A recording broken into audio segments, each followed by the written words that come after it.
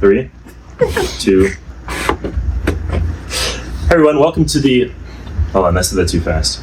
Hey everyone, welcome to the Let's Talk Student Ministry Podcast. My name is Noah Bello. I'm the student pastor at Tesh Baptist Church. I'm over the youth, young adults, and currently over Celebrate Recovery. I don't know how long that's going to last. But welcome, I'm one of your hosts.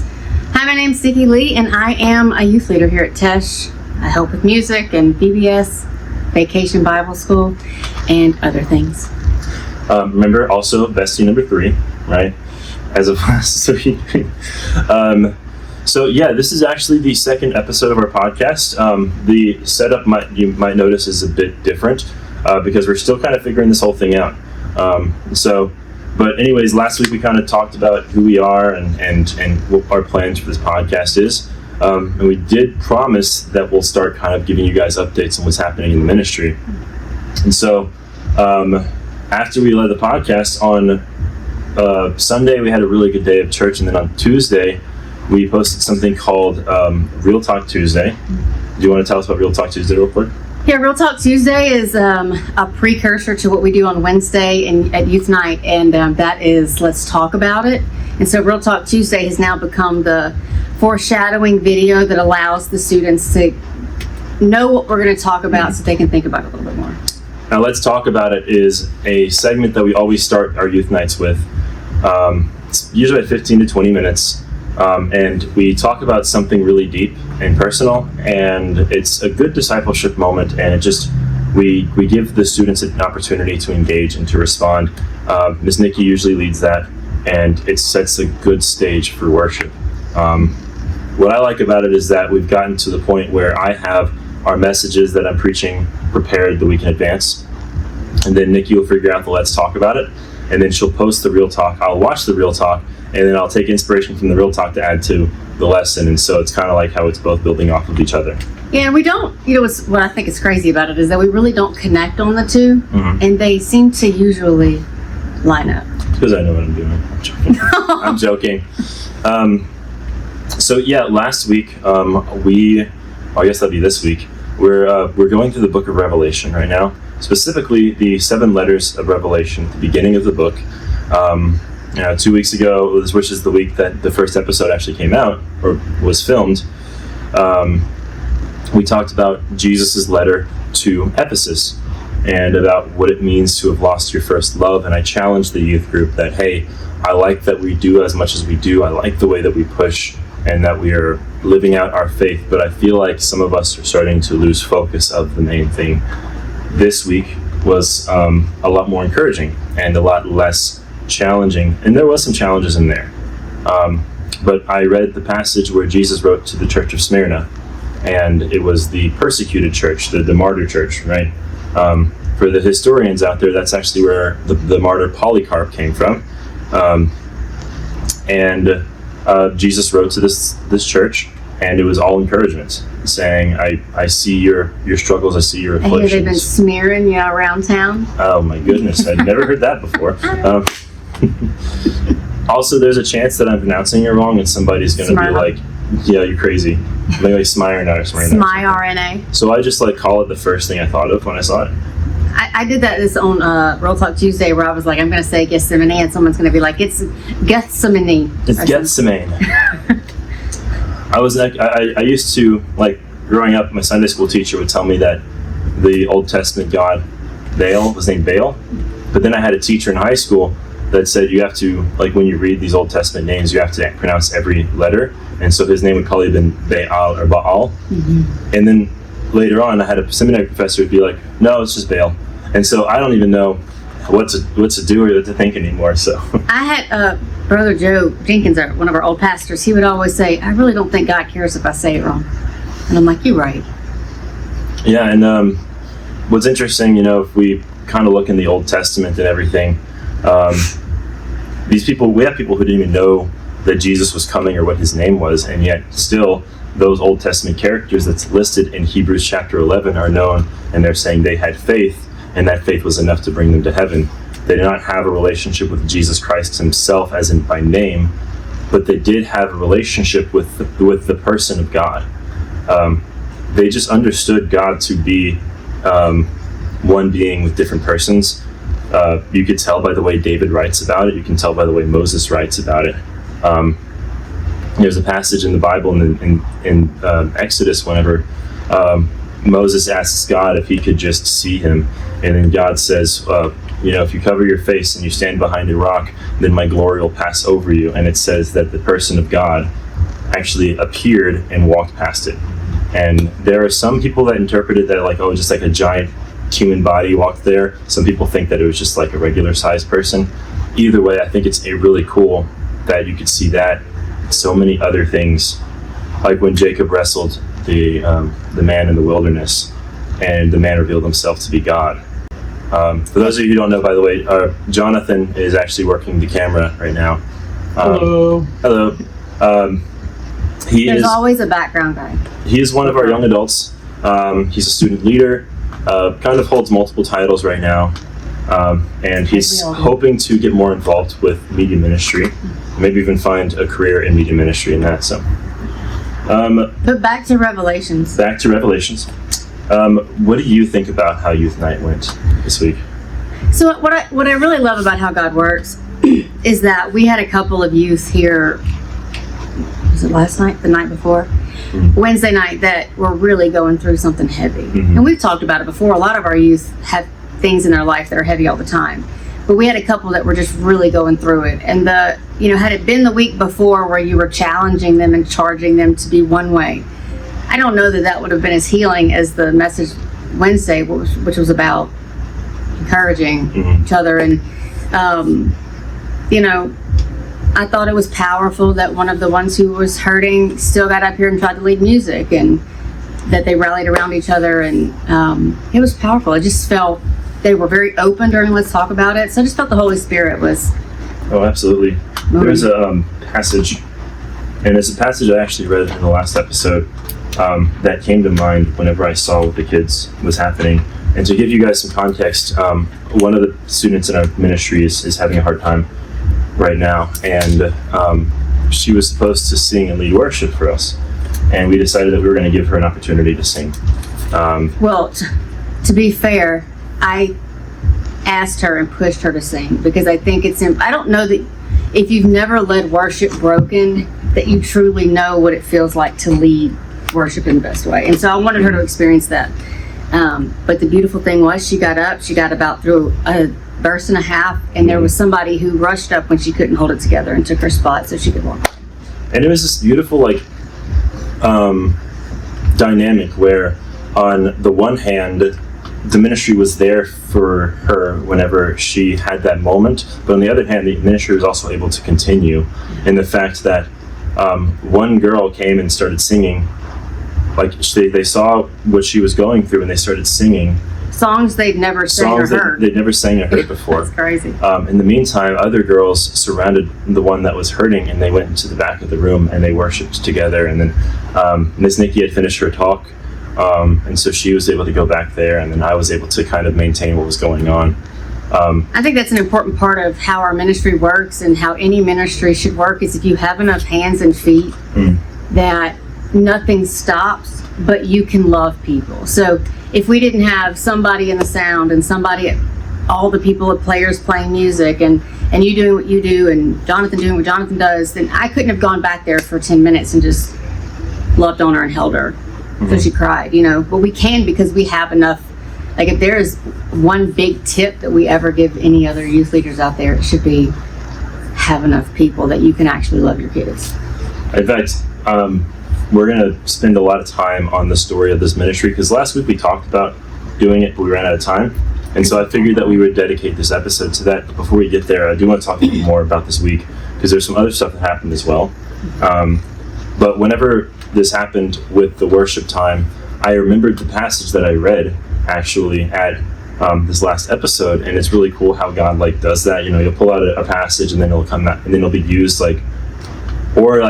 something will happen, and then you read a passage and it reminds you, and obviously it's the work of the Holy Spirit. But it's in Acts chapter 4, like I read last week. And I read that, and now I read it thinking about what happened. And it suddenly has a lot more personal weight to it. It says, Now the entire group of those who believed were of one heart and mind, and no one claimed they had any possessions was his own, but instead they held everything in common. With great power the apostles were given testimony to the resurrection of the Lord Jesus, and great grace was on them all. There was not a needy person among them, because all who owned lands or houses sold them, brought the proceeds of what was sold, and laid them at the apostles' feet. This was distributed to each person as any had need. Yeah, we used that in a very different context last week. Mm-hmm. Very different. Yeah. But we do still see it manifesting itself, because what's most important is the mindset that the church had. They were a family, and that's what we try to build over here. Last night we had young adults ministry, and it's interesting leading youth ministry and then turning around leading young adults ministry, because our young adult program is still very small and very new. But that in itself has actually caused me to be challenged in a lot of ways, because for the past 2.5 years or however long I've been here, we haven't been able to maintain an average greater than 3 people. And I used to beat myself up for that, thinking, man, I just can't wait till we get enough people to do ministry stuff. I just can't wait until, I really felt God was speaking to me when I was on vacation. And he said, remember, when 2 or 3 are gathered is when I'm with you. And I was thinking about this young adults college ministry, and I said, man, I have not been giving it the benefit of the doubt. Like, I've been comparing it to the youth program when I need to make it its own thing. And so... Yeah, but you also have to think the youth program didn't start out with 40-something kids rotating through here. Yeah, like it started... With like a handful. Yeah, I mean, it started with nothing, and this is starting with nothing. And so it doesn't help that it's... Statistically speaking, it takes a lot longer for college and young adult ministry to grow, for reasons we can get into another day.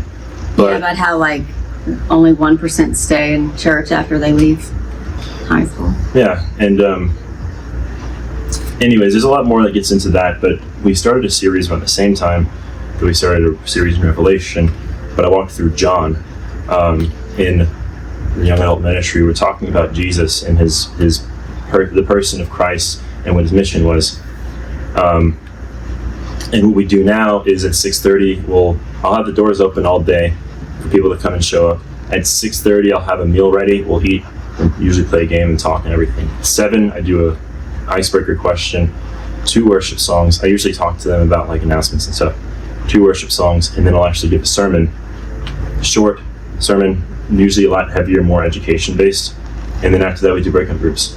And we've only done it like that for 2 weeks. It used to be just a regular small group talk, but in just those last 2 weeks, the people who came to both of them had said that it was the best and most engaging that they felt. And so, has it been only 2 or 3 people coming? Yes, but I think what's most important is the fact that we're worshiping together and that we're growing together. Mm-hmm.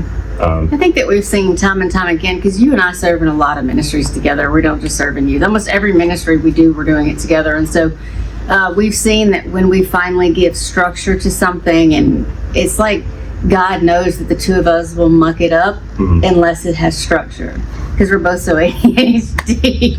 But like now that has structure, I have no doubt that God will go like poof. Well, it's not a magician, but it's not only that, but like I think that God requires pastors to work. I think He wants us to put effort into something, and I think that's a given. There's something that's when you have a ministry that's not structured. Not only is it lazy, in my opinion, but also I feel like the people that show up are going to know, and most people like never gonna know. Most people that come to things like to feel like they're part of something that's put together. Yeah, because most of the time people come to ministry, especially people who haven't been a part of ministry, for a long time, they walk through the door feeling like they are a mess, and they're looking for something that doesn't feel messy. They want something to help put them back together.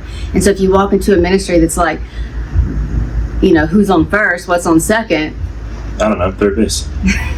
So like it's very, I could see why organization. Now some ministries are born out of chaos, but they eventually need structure. I think our Celebrate Recovery this week was probably the most successful week we've had in a long time. Yeah, which is also on the back of a lot of the work that you've done, and the team that is doing the leadership right now is that now that there is a structure, and we all had to be on the same page. Back, to the scripture you just read, we, the leadership of Celebrate Recovery, had to be on the same page. The leadership of the youth had to be on the same page. And then once that happened, God was like, all right, y'all can't cause chaos in these ministries. That's how I feel like he does sometimes. Yeah, we have to be of one heart and one mind. That's right. Funny, that's how scripture works. Well, that brings us into our next discussion. I want to talk about the story of this youth program, but I was actually going to ask if Ms. Nikki would like to start with kind of, if you want to call it the origin story, because I can tell you what it was like when I came in, but she was here before I got here, so if we can get a bigger picture of what God's been doing. So like the OG story. Well, we can actually start, how about we start whenever you gave your testimony and you started going through recovery, became sober, and started serving in the youth. How about we start there? Okay, yeah, so I went to youth camp, and I may have shared a little bit of this in the last one, but I went to youth camp, and my pastor, and I was like so ready to serve after being away from the church for so long. I was just ready to like dive in once the Holy Spirit hit me. And but my pastor, who also had the same history that I had, he could tell that I needed recovery before, and he told me, so look, I want you to serve, but until you get sober, you can't serve. And that hit me like a ton of bricks, and I got sober a week later, and I've been sober ever since. That was 14 years ago. So after that, the youth program at the time was a little disconnected, wasn't necessarily what it is today. It wasn't Bible teaching group. It was, let's have fun, maybe there's a little Jesus and anything, and some worldly stuff that and so I took over the youth so that we could kind of get that back to, and we had, 13 or 14 youth, but they were a little bit older, and they were great. Some of them were the kids of people in the church, and we did a lot of things together. We went to YEC. What we do now, we didn't take 40 kids, but we took, all 17 or 18 of us, and they showed up every Sunday, and we had Sunday school as a group, and they were strong. But what happened is when they grew up, and when they grew up and they left, a lot of them felt like, I can't be a grown-up at this church with my parents here, which is probably something we should talk about at some point to parents. But yeah, we had it was good. And then we had a period in the church where we decided to rotate out leadership for various reasons, and they felt like either a husband and wife team should lead youth, which makes sense, right? Or it should be a father. And so we had another couple rotate in, and the dynamic of the youth started to change in a way that it was more serious, but not in the way that it should have been. It was more strict. People's belief system got in the way. It was less about like, let's learn about the Bible and then be a community. It was more about, this is how you have to believe in God. And so it got a little rocky for a little while. And then you came around, and then it picks up at your story. Because I didn't help you for a good year and a half, I think. I do want to point out that one thing I learned in being involved in this ministry and seeing other youth ministries that are also growing is that there's no one right way to do it. And I don't want people to hear the stories and think that I'm saying it has to be this way and nothing else. There's a million ways to skin a cat, or as I sometimes say, there's 1,000 ways to shuffle a deck. Either way, it's ministry. As long as you are making disciples who make disciples and sharing the gospel and pursuing the hearts of these people, then it's fine. Yeah, while the base things stay the same, your ministries are determined by the people that you have who are showing up, by their personalities. Yeah, so I guess I could start with my ministry. I think the testimony of this ministry, I have to actually go back a little bit again. Sorry about all the callbacks and everything, and the origin stories and the flashbacks, but I started working here in April of 2023. But in April 2023. But in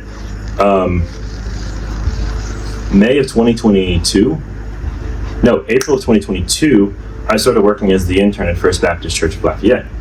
6 months in, which would have been around September. Yeah, October 1st was like the first day, the end of the internship. I stayed at the church and decided that I was going to continue to help. But there was a lot of personal turmoil I was going through, some interrelation stuff that was happening between other people, and I felt called to ministry from being involved in this internship I felt so passionate about being in ministry that I felt like I couldn't be happy outside of it.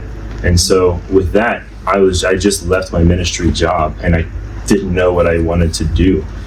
And so I actually fell into a pretty bad spiral. I ended up falling into depression and doing a lot of stuff that I shouldn't have done. That's a big part of my testimony. I found a Celebrate Recovery. That's where I learned about recovery ministry and that's kind of what helped me get through it. Fast forward to January of 2023, I was finally starting to see the light of day. I was happy. I was motivated. I was already very successful in my semester at school. I got to a moment in February where I said, you know what, if I don't end up getting into ministry ever again, I'm going to be happy. I'm going to be fine, because that's not what I need. I just need Christ. I was able to let go of all that. I started working a job at the water company and everything, as a clerk or whatever. And then I remember in early April, I went to a revival that First Baptist of Lafayette had. And I served as a decision counselor over there, teaching Sunday school actually. And I served as the decision counselor, and then I got home that night, went to bed. I woke up that morning, went to class, and after class I get a text from a guy named Reggie Williams who says, hey, my name is Reggie Williams. He's not a baseball player, despite how his name sounds. I'm the pastor of Attached Baptist Church in Brobridge, Louisiana.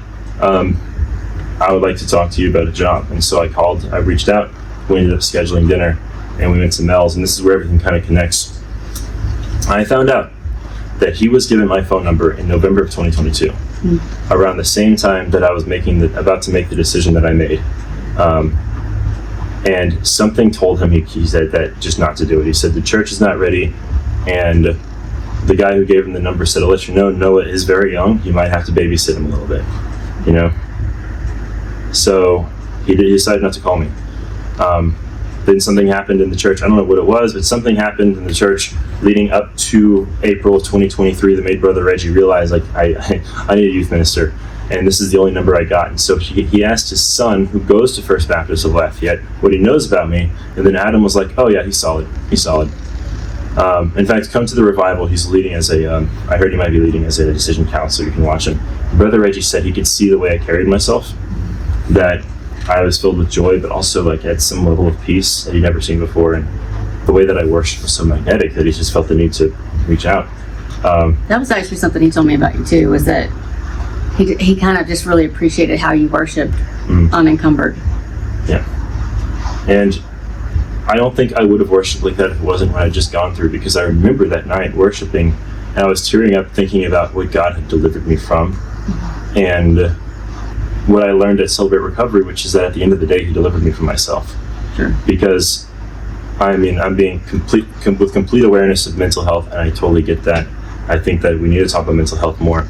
But one thing that I find important when you talk about mental health is recognize that there is a certain aspect, a certain level of it that is a little self-inflicted in some areas. And so I would say a lot of it is self-inflicted. A lot of it is self-inflicted. I'm trying not to offend anybody, but I found out, was it spiraling into depression? Absolutely. I set off my own spiraling by setting an expectation that nobody had promised, Right. And there's a lot more that goes into it. So then Reggie calls you, and that was in when? That was in April? April of 2023. And so you didn't take very long to decide to come over. I remember I talked to my parents about it, and I actually talked to the pastors at First Baptist, and they said, we think this is your opportunity, but if you think you want to pray about it, go ahead. I talked to my college pastor, and I actually sent him the text that Brother Reggie sent me, and I ended up going to their college night later that week, and he wants to talk to me. So we sit down outside, and he says, he's asking me, how's your mental health, how's things going? One of the most loving men you'll ever meet in your entire life, by the way. And then I don't remember what led to this, but he ended up saying, I think you need to take the job. And then I said, why? And then he said, because I'm honest with you, there's a lot of maturity areas where you need to grow in. You need to learn better communication. And I think that ministry is the thing that you need to learn that maturity and learn those communication skills. So take this opportunity. So I accepted Brother Reggie's offer, went and had dinner with him. He asked me, if you were to lead a youth ministry, if you were to build a youth ministry right now, what would you make it look like? And then I kind of described something. I don't even remember what I described, but either way, he liked it and asked me. He asked me to come and tour the church and talk with the deacons, where all the deacons kind of interviewed me. Dennis cooked me a gumbo. It was nice. That's how they rope you in with Dennis. That's how they rope you in with Dennis's gumbo. And then Brother Reggie asked me to actually preach. He didn't ask me to preach this Sunday. He asked me to spend about 15 minutes talking about myself and explaining my heart for youth ministry. I think the way he put it was like, consider this your application to the job. Like sell yourself to the church. Sell yourself to the church. And I did. And I was unanimously voted. And we had an empty room, an empty building behind the church that was a storage building. It was a shed, a storage building. And it was gross, honestly. And I asked if I could use it, and so I kind of cleared out the stuff that was in it. So like there was a few shelves and some stuff on the wall. Cleared out to make it a completely blank room. It looked like the worst possible high school boys room you could ever imagine, with junk and food. The ugliest carpet I've ever seen in my life. That Gant still swears by it, It's free.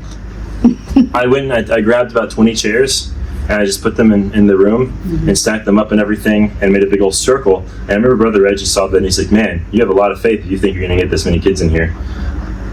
Anyways, what y'all don't know is I just looked over the camera at a sea of 40 chairs with an extended room that's going to go into the story. So the first night we met up, there was about 5 kids that showed up, and I thought, I don't even know these kids, so I don't know how to even start teaching them the Bible. So the first night was a game night where I asked them questions about themselves. And all I did was I asked, do you know who Jesus is? And honestly, one of them spoke up. I actually remember who it was. I'm not going to say, but yeah, we promise not to call y'all out. One of the students spoke up and said, wasn't Jesus like a teacher or something? Well, what else did he do? Oh, I don't remember. So we had a lot of work to do. So we just played cards, and the next week we came in, and I was like, I'm just going to treat this ministry like it's a large youth ministry. And what would I do if I did a large youth ministry? I would do worship. I would read a passage of the Bible before we start, pray, worship. Then I would sing a few songs. Then I would preach a sermon, and then after the sermon is over, I would give some announcements, and then end it off there. And that has been roughly the script that we have followed. It's really interesting that the thing that has stuck with us the most, I would argue, is probably the reading of the Bible at the beginning of the message. Like, I don't think we've ever missed that. We have gone weeks without worship. We've gone weeks without a sermon. We always read the Bible before we start, and I like that. It was the same 5 or 6 kids that showed up. I led a few worship songs. It was really awkward because they didn't know the songs. And then after that, I preached the first sermon I've ever fully preached, and it was in John chapter 6. I did a series called I Am, which is walking through the 7 I Am statements of Christ. That's like forever ago. Yeah, I actually did a rehash of it 1 year later. So what's incredible was that's basically just what we did on Wednesdays. Sundays, I was still trying to figure out what I wanted to do for Sunday school. In the meantime, I'm reading books and educating myself on what does the Bible say about ministry. So I read Acts, I read the epistles, I read the first 2 years of youth ministry, the purpose-driven church, the purpose-driven youth ministry, the 9 marks of a healthy youth ministry, the 9 marks of a healthy church. I'm reading through all that, and I'm getting a good idea of what I want this ministry to be. And then I just kind of go for it.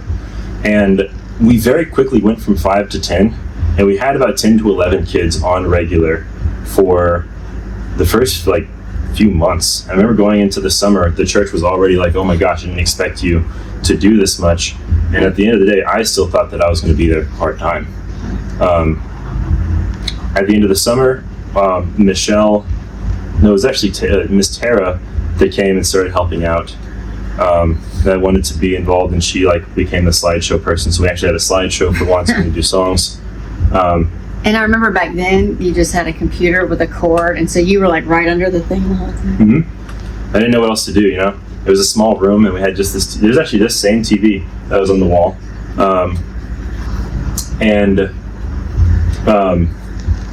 I remember whenever the kids first started singing worship songs. This is a name I will call out.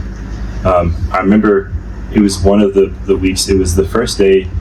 It wasn't the first day. Sam had just started coming to the youth program, and I found out that some of the kids were all like, "Oh, he's just a regular youth minister." They liked it, but they also kind of made fun of me off to the side. And so they thought that the worship was really awkward, and so they decided they were going to mock me by singing along. Right. Right. And the one leading that group was Sam. And sure showed them, huh? Oh yeah, I sure showed them. Now we have a full worship team. And he was one of them who started singing. Literally, it just became culture that whenever we sing together. And we just worship together. And now, the voices are lifted up at every moment whenever we sing. And so it's amazing how God took a moment like that and then turned it into something special. Because what was interesting in the beginning is there were a lot of guys. Like, the youth group was primarily made up of a bunch of teenage boys. It was all dudes, basically. Yeah. So we had very few girls. I remember I could walk in and see y'all worshiping, and I'm thinking, all these guys worshiping. No, yeah. Really horrible when men worship. No. I know. I know. I thought it was spectacular because it's not common. Usually you've got girls praising. Sam is the one that lifts his hands up in the worship services now. We decided to go to YEC the first year. We had a few events that were surprisingly successful for me. We went to YEC. We took all but 2 of the kids. So we had 10 kids that went to YEC the first time. Mm-hmm. You went to YEC? Oh, yeah. That's right. Yeah, that was supposed to go and you couldn't go. You were supposed to go, you couldn't go, so Michelle went instead. Yeah. And Michelle just completely signed herself off to this youth ministry. Yeah. And, I don't say this enough, but we wouldn't be here if it wasn't for her. Yeah. She doesn't, I don't think she realizes that, but she is one of the most important people in this entire program, and I really appreciate her. And we kind of just took off from there. I had a consistent following. We were building a community. Mm-hmm. I had my footing on my Sunday mornings and on my Wednesday nights, and so we were just going. And then we kind of had a fall off at the beginning of 2024. Some personal stuff happened in our lives that made it harder for us to do ministry. Mm-hmm. And then the summer came around, and then we just started growing and growing and growing. I still wasn't a part of it at that point. I was helping you. You didn't become a part of it until August. Yeah. I remember your first day was actually when we were in the temporary room. But it was towards the end of the school year, with leading up to the summer. Marie Williams comes and sits into the room. It was actually probably earlier that year, actually. She sits in the room to see what's going on because she knew that the youth ministry was going rapidly. But what were the kids learning and what do they know? What were they doing? And she was amazed, and she even sat in through the Sunday school, and she said that, and she actually sat all the deacons down in the finance committee. I'm still amazed that she was able to pull this off, and said, well, Marie's quite spectacular. With how things are going in there, we need to give them their own building. We need to actually dedicate. And so they prayed about it, and they were like, it's risky, but let's do it. And so they started a fund where they started trying to raise money to build a new building. We did a po' boy sale, and that po' boy sale, we had it in May, and we raised $15,000. And plus we had some, people who donated, really understanding the cause, a good amount. So in June, we started building the youth building. In January of 2025 is whenever we moved in. And between June and January, we went from 12 kids. We moved out, right? We moved out of the youth room. We ended up moving into the classroom. We ended up moving into the classroom, the men's ministry classroom on Wednesday nights. It's not being used. And that 12 swelled up to 25. 12 kids. The 12 kids turned into 25. And of those 25, most of them invited a friend when we went to YEC again. Yeah. We ended up bringing 40 kids to YEC. Yeah. I think it was close to 37, but 40 kids, basically 37 to 40 kids to YEC, which was insane. And we took a big financial hit because of it, but when we went to YEC that year, we were literally leaking out of that classroom. We had people that had to Michelle had to stand in the hallway. I know we can bring in enough chairs. There was always someone, we would usually rotate out because Michelle would do children's at the beginning of Wednesday, so I would go in the beginning to record some stuff, and then I would go lead work. Then I would go lead choir because I was leading choir at the time. So it doesn't even feel like it's been 3.5 years. It feels like it's been 10 with how much has happened. how fast! I remember the very first day we were in this room. I think we were looking at each other, and I was like, "We already need a bigger." How did we get here? Like, how did we get here? And the place was filled, and we were like, we don't have any more space for more kids. Like, now we need a bigger building. I'm going to show you in a second. I have a graph of like the growth that we've taken. It's really interesting. But on the beginning of the month of November 1st was, October 30th was the day I actually met my fiance. We were You're going to skip the whole part where you begged me to come into the ministry and do it with you? Well, I feel like you kind of mentioned that already, but we can talk about how in the summer I just needed more help and how much we were growing. And I remember I said, I'm having whiplash. I don't know what to do. I've never done something this big. I've never seen something grow this much. I need help, and I need help with the girls. And so, well, Nikki, to bring back to earlier, like when he was before he even came over here, the person who was like, you need to be in ministry to learn how to communicate better. One of the things I do really well is communicate. Mm-hmm. I don't say that to be vain, obviously, but it's something I do. I do it for a living. I help people communicate. So I remember Brother Reggie was like, listen, there's a disconnect between Noah's passion and vision and how he communicates and, old school Baptist traditional people. Mm-hmm. And so he was like, could you just, help him? That was way before you started asking me to be a part of the ministry. And then you kept asking, and I kept going, I got some stuff to do, then I'll go. Let me get through this.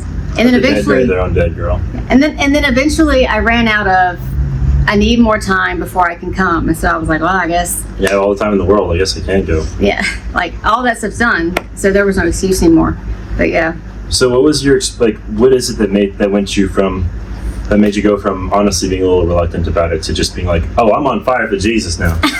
Yeah, that's my country accent. Real cornbread, y'all. So, honestly, our church went through 2 major hits in the years prior to, before Reggie came and before you came. And so when Brother Reggie came and I saw this idea that maybe the church could be revitalized. Mm-hmm. I served in a lot of places, and you know how it goes. When you fully love the Lord and you're serving, you give everything. Mm-hmm. My marriage had struggled, full honesty, and I had to make some changes so that I could both serve the church and my husband. And when the church fell apart and the people that we all loved each other were at odds for a little while, I didn't know. I was spiritually tired. And so when people kept asking me, and I stepped back from every ministry minus, I think, choir, because they needed a choir leader. And I was tired. I was just spiritually tired. Almost felt spiritually dead. And then Brother Reggie came along, and I remember standing out here with Tara, who's one of those sneaky people who's in the background of all of the story of this. But we were having it wasn't the po' boy sale, it was a barbecue that Brother Reggie wanted to have to kind of reintroduce Tesh to the community that we were, having a comeback. And we were standing there, and I just started crying because it was the first time in 4 years that I saw the church serving together. Mm-hmm. And I'm going to try not to cry now, and loving each other and loving the community. And there was also llamas, so that was cool. Oh yeah, they had the petting zoo. Yeah, I remember that. And so I just remember crying and looking at Tara, and I thought, I never thought that this would be possible, because I love this place. Mm-hmm. But I had stopped serving. So when you kept asking me, I had served the youth. Women's ministry was a big part of my ministry at the time. But when you were asking me, I was like, I can't give myself again to something and watch it break. I just couldn't do it. And then eventually God took he was like, I don't care what you want. Yeah.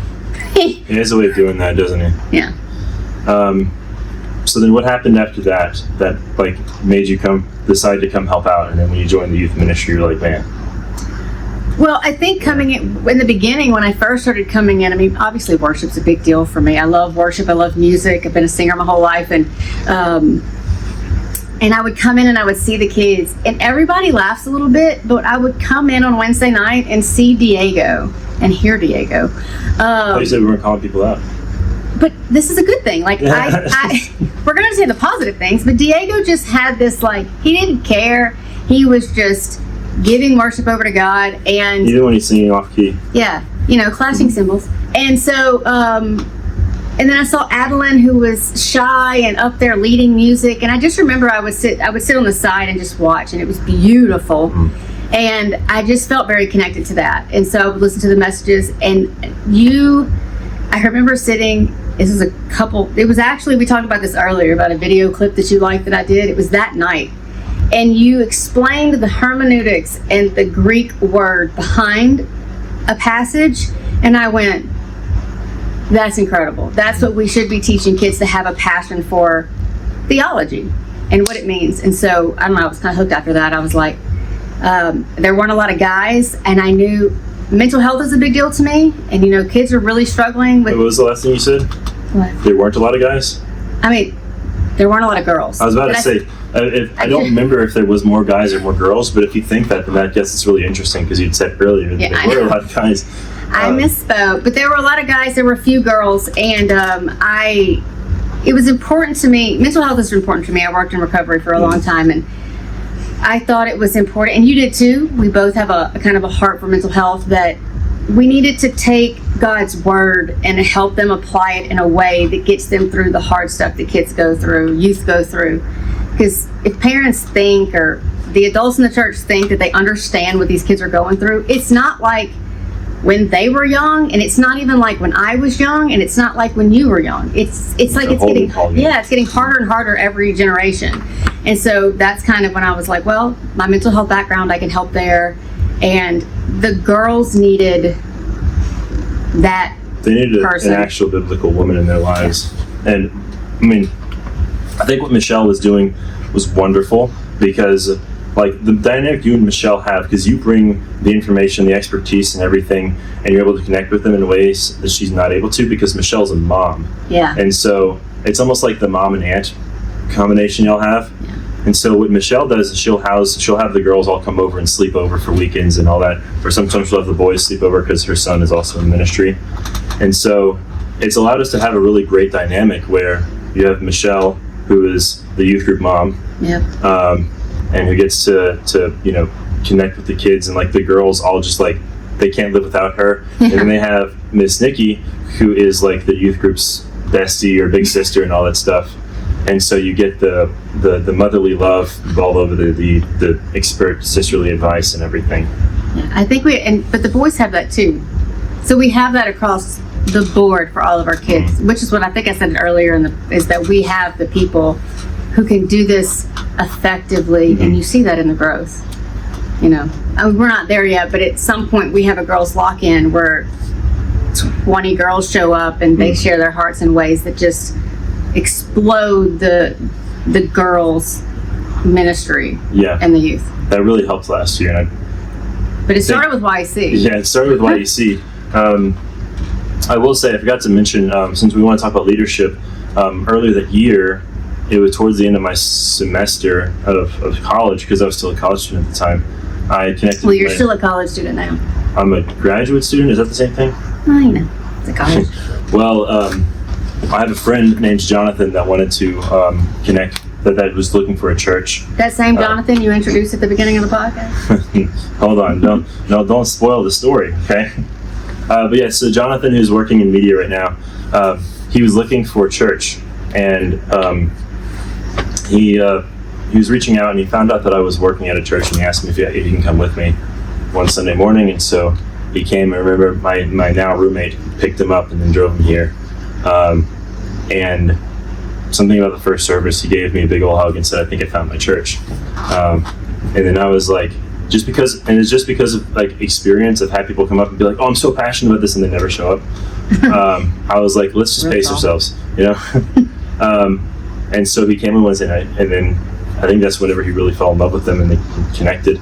And at first, the fact that he was just there and connecting with the kids was what was most helpful, because it added multiple male personalities to connect. But then he started getting antsy to help, and so we got him helping with Sunday school for a minute, and then he found his passion for media ministry. And so him and Miss Nikki had been building a media program that ultimately barreled into the creation of this podcast, actually. And so that's how Jonathan got involved. And I feel like we can't really get into YEC without talking about Justin, can we? Well, Justin didn't he just come as a chaperone to YC? That was his first experience with us? I mean, I don't know how much, I'm not going to give away too much, but whenever That's met episode him, like 13, because it's going to take us a while to get through this whole first year. so whenever I met Justin, he told me about his own journey and some stuff, some brokenness in his background that he was still recovering from. And because of the bunch of different stuff that's personal to him that I'm not going to get into, he started revisiting his childish side, and it was something he really needed for his own growth. And I remember one day he was telling me about this Lego set that he bought, and I was in the process of finding chaperones for YEC because we had 40 kids. And so I said, do you want to come to YEC? And then he was like, yeah, man, I need something to do. Send me, I'll go. It was very send me, I'll go. Oh yeah, he was at a place where he was just willing. You know, he was that Isaiah chapter 6, Lord, send me type of vibes, you know. And he comes to YEC with us, and then he just fell in love with the kids. The same reason you did, honestly. And at this point, honestly, even up to YEC, I did not know their stories. And a lot of the kids that went with us to YEC were new to the group. Mm-hmm. And you didn't know their stories. We didn't learn their stories till later. So again, as we talked about earlier, God putting the pieces in place before the ministry actually could begin. Mm-hmm. Because once we started to learn, Justin and I being in I'm 40, he's younger than me, which always blows my mind. But we just continued to learn their stories and go like, maybe we should start a school. Like maybe we should do this. Maybe we should, because their stories were, like we were passionate about these kids, and then we learned their stories later on, and we were just like amazed. I think that's what I think is a good way to end the story of this youth program, is because when we came back from YEC, everybody, including myself, was passionate about this program. Mm-hmm. And I had just started dating my fiance, and I was like, I came home willing to commit not only to this, but to her. Yeah. And everything kind of melded together when I was invited to take on a job as full-time student pastor of this church. I'd gotten ordained earlier that year, and we moved into this building. This is the background actually that kids see whenever they worship. We have a worship team. We call ourselves the Cypress Effect. It's great. We built a worship team. We built so many different programs off of just the kids that came and felt that experience, this passion that they had for it. And it's really been like, I can't really say anything huge has happened or it's changed anything, but the past year has just been about building and maintaining and establishing our identity. And it's been a slow evolution, which I think it needs to be. If you grow too fast or you change too fast, those things usually fizzle out. Mm-hmm. But it's like Pokemon. It takes a whole lot to level up it, to evolve a character. That is what our ministry's doing. It's evolving slowly, but in God's time. And I want y'all to know that I don't claim any of that.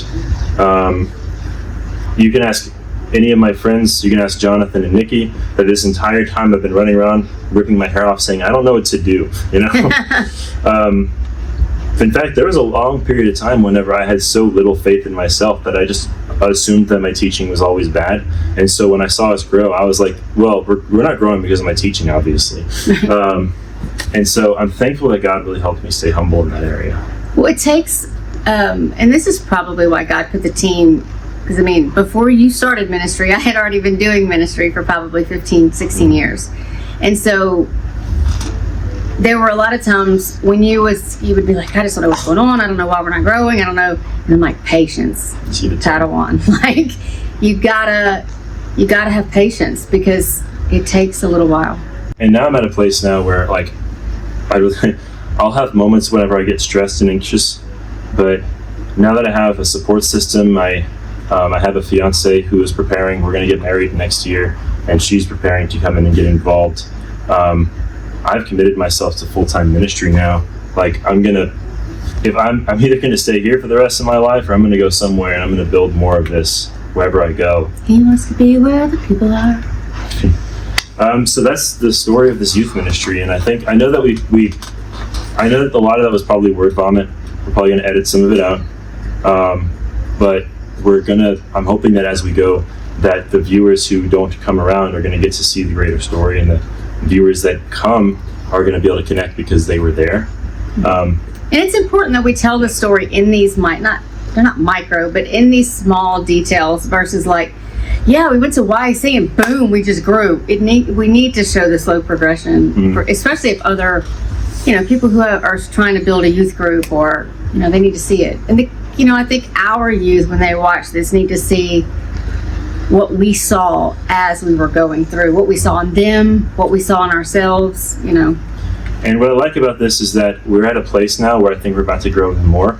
So now we can report about like, oh, look what God's doing, and this isn't crazy. Like, so you guys can actually experience this with us, and that's going to be great. Yeah. Now, we actually just made an hour, which is crazy, and we haven't even talked about the second thing we wanted to talk about. So option 1 is we end here, or option 2 is we go for another like half hour. What's the next topic? The next topic is the brokenness of this generation. Oh, I think that's the next That's episode. another episode. That's another episode. Yeah. Okay. We can cut that last conversation out, but No, I think that we leave that in so they know, like, we could go 30 minutes on brokenness, but I already know that I'm going to go 30 minutes probably by myself. Like, I know that we can have a long conversation about that. Yeah, and I think that it's important for us to be able to talk about that kind of stuff, because we gotta start being more honest with each other. Like this, I think that we've been failing. I was gonna say, like, I think the last generation failed us. I think that every generation has failed the generation that comes prior to it, and I think that my generation is already failing the next generation. And so it's because we try to help the next generation with our experience. We don't think back to kind of while it's different, it's the idea of hermeneutics. We're trying to help the next generation with our context, and that's not what works. It just doesn't work. I remember it was life-changing whenever I found out that the disciples were all in their teenage years. Like, I'm talking about, like, they were probably 13 at the youngest to 17, because that's like the age they would have started their jobs and everything. And so when Jesus told these guys to go and make disciples, it was, you got to take that and then add 3, because there's a 3-year ministry. We're talking about Jesus telling 16-year-olds to go across the country and then share the gospel. Right. And then you read in Acts. I'm going to challenge you that if you read through Acts and you actually find the locations of the churches that they give and then they list off, you find out that Acts chapter 1 verses 1, from chapter 1 all the way to chapter 9, everyone stays in Jerusalem. And then when Paul comes around and then Peter receives a vision saying you should preach to the Gentiles, there's like this boom, and now the churches just very quickly spread from just Jerusalem to all the way to the other side of Europe, or Asia Minor, if you want to call it that. So it's incredible. Yeah, I think that's one thing we don't do in the Bible enough, is actually put context to it. Like Abraham and Isaac, he wasn't like a 2-year-old that he was taking up to the altar. He was a grown boy. He was a grown man. One thing I like about Abraham and Isaac is you can actually look in Hebrews 11, which I'm doing a lot of studies in Hebrews 11 because I'm going to be mentioning that in a sermon that I'm preaching this Sunday. In Hebrews 11, it actually says that Abraham's faith in God was so strong that he genuinely believed that he would raise Isaac from the dead, which is why he wasn't afraid to just set him up for sacrifice. And it says, this is the kind of faith that we need to have. So, but to me, when I tell the story of Isaac and Abraham, I just always think of how incredible Isaac's faith was. That he was willing, like his old father, like he didn't drag him up there. He willingly walked up to be a sacrifice. So that, to me, is just a part of the story we don't talk about enough. Grown man was like, all right, Dad, if you say that God is supposed to take me up this hill and you're going to kill me, then let's do it. That's powerful. We got to spend a whole lot of time talking about the different facets of the story. One day. Because Isaac also represents, or also symbolizes us. Abraham sometimes in ways can symbolize the father. The ram that's found in the bush symbolizes Jesus Christ, and Christ is the one that's ultimately slaughtered for our sins. We can get into that. But, with everything that we just said about the ministry, if there's any encouragement I can give to people, it is that, honestly, keep moving forward. whatever situation you're in right now, and know what the Bible says. And I remember when we were revitalizing our Celebrate Recovery program earlier this year, I had said it feels like we're trying too hard to make it like a business, and we're not trying hard enough to make it like a ministry. What does the Bible say about ministry? What is the church supposed to look like, and how can you make your program match that? It does not matter how old they are. They're human beings that were called to do something. Yeah, it takes a balance. It's a balance of, loving the students and a balance of organization, but also a balance of like what that biblical principle that you're trying to put it all. I mean, it's a three-piece pie that has to work together, or you don't have something. Perfectly balanced as all things should be. Yeah. Which we are not most of the time. No, we're not. Although I do think that the dynamic we have is pretty, like, it kind of balances each other out, Two sides of crazy. Announcements real quick. YEC, that is November 22nd to the 25th, or the 24th. It's the 23rd to the 25th. I always forget that. We have a couple of spots left, so if you're hearing this and you want to sign up and you're not, sign up for YEC at TeshBaptistChurch.com or just TeshBaptist.com under the student ministry page. As of right now, I mean, we're probably only going to let people that actually go to this church, and so if someone from the other side of the world hears this and they want to sign up, I don't know if we'll be able to. I mean, if you live in Dubai and you want to come to Tesh's YC, I'm not going to stop you. Hey, I'm not going to stop you. We have the Po' Boy sale, which is on September 20th. We are currently selling tickets for it, and I have no idea how that's going right now. Apparently good, because they asked me to make 250 more tickets. Apparently it's going really good. So that's 850 tickets right now in the hands of people. Oh, wow. So we could be... It's a lot of Po' Boys. We could potentially make $8,000. Yeah, a lot. A lot. We can make a lot. We have merchandise that we're working on right now. So stay tuned for that. In fact, you need to follow us on Instagram at tesh.students. That is tech.students on Instagram and on Facebook. We post our Real Talk Tuesdays there, and we will post our Wednesday nights as well. We have more content that we're working on. We're going to be editing stuff. We're going to be making reels. I have a design for a coffee mug. I want to get some coffee mugs and put them here instead. So a lot of things. So a lot of things are changing. I like that. Yeah. Cool. Do you have anything you want to add, Nikki? No, we just need to sign off. Just keep moving forward. Like, what's that movie? Meet the Robinsons. Keep moving forward. Oh, I always think just keep swimming. Just keep swimming. Oh, by the way, sock check. I'm wearing my donkey socks right here. Donkey. Yeah, donkey socks. I don't know if they can see that. This is a beautiful, very abstract picture of Donkey's head. Jonathan, do you have anything you want to say? No. Nope? Cool. All right, guys, we love you. Love you guys. See ya. Mean it.